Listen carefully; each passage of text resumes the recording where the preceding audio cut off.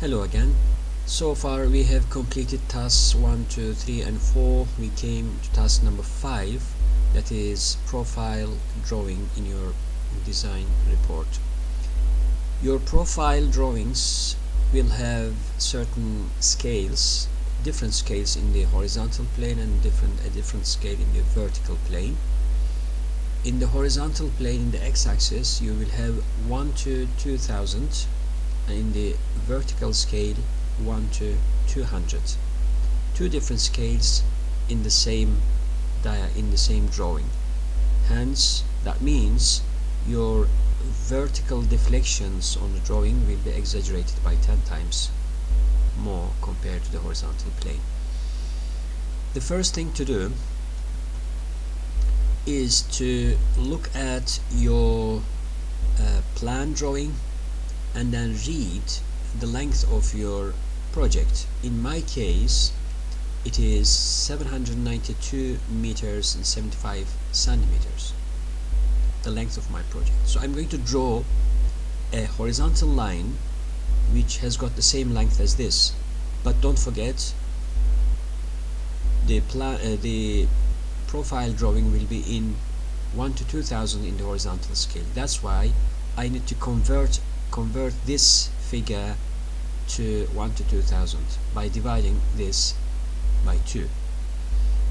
So 792.75 divided by 2 is 396.38.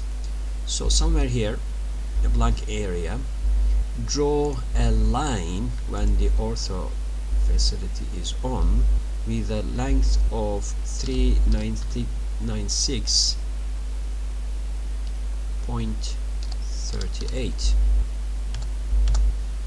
Okay, that's it. So I have a line which is in length 396.38 units long. In reality, it is 792 meters.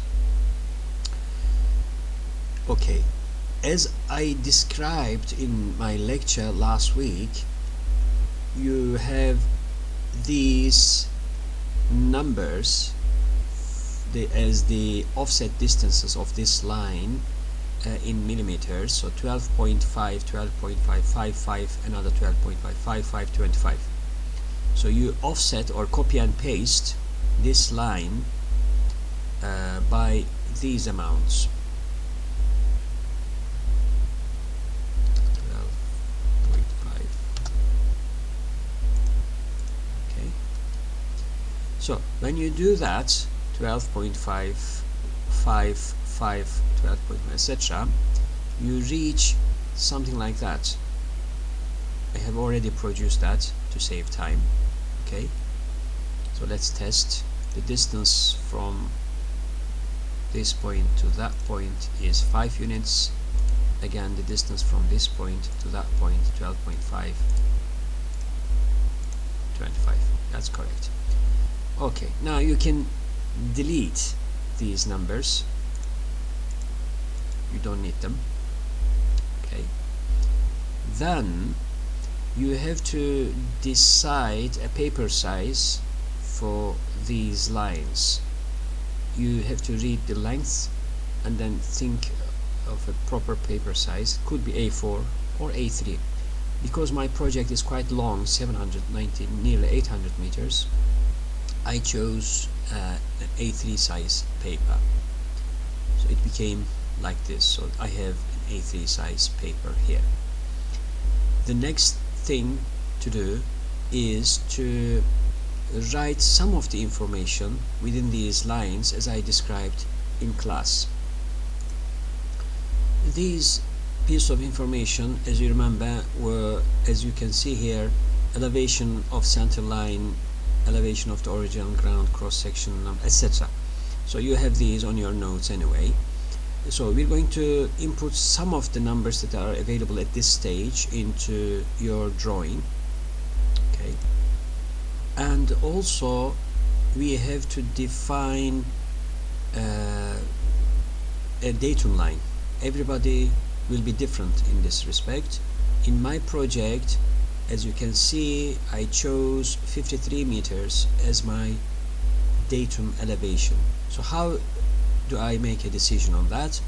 You go back to your plan drawing, you go to your first cross section A, okay, and then you read the elevation of this point, which is the middle of the cross section line, which intersects with the center line here, and then the elevation of that point in my map is 58, 56, 54 meters. Okay, so this point, my first cross section, this point is on 54 meters on the ground. The projection of this line, this point is on 54 meters. So any other point along my center line has got higher elevation.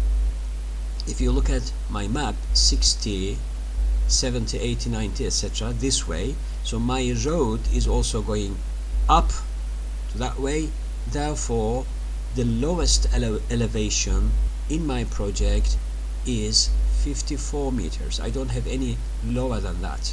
I don't have any point lower than that. So 54 meters. That's why I chose slightly lower than 54 as my datum line. It is 53 meters. As I said, everybody is different in this respect.